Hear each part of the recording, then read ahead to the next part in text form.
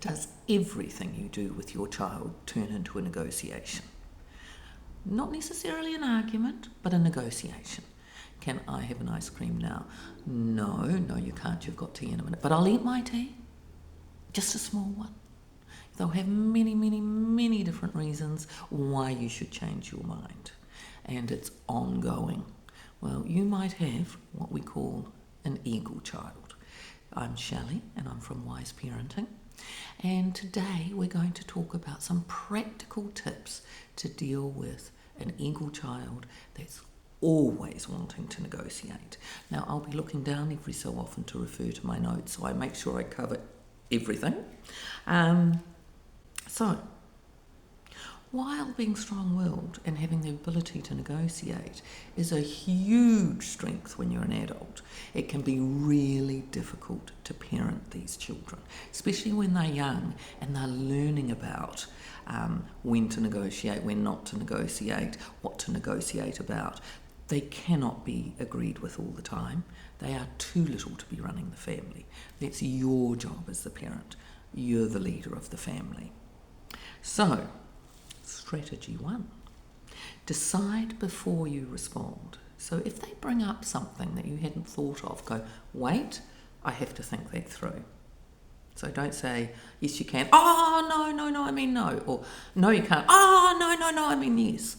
Okay, try not to get into that with eagle children, because they will see everything as an opening to negotiate. Say, I need to think.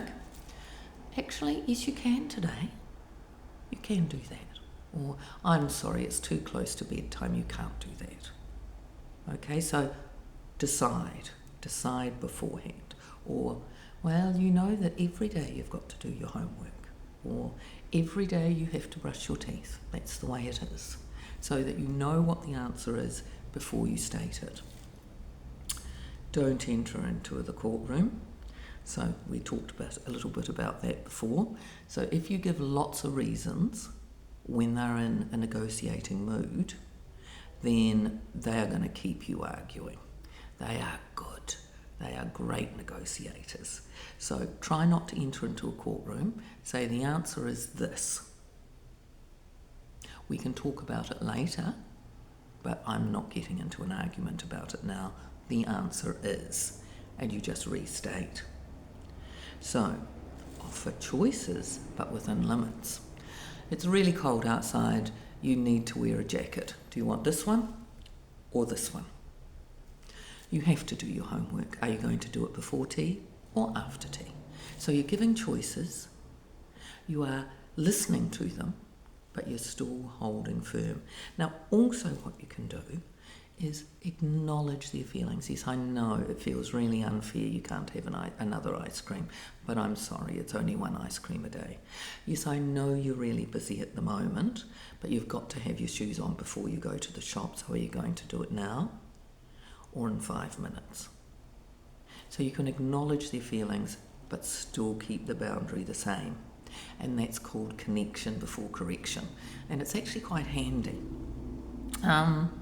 Stay calm as you can when they push back. Try not to get into a big fight with them. You always do this, I've had enough.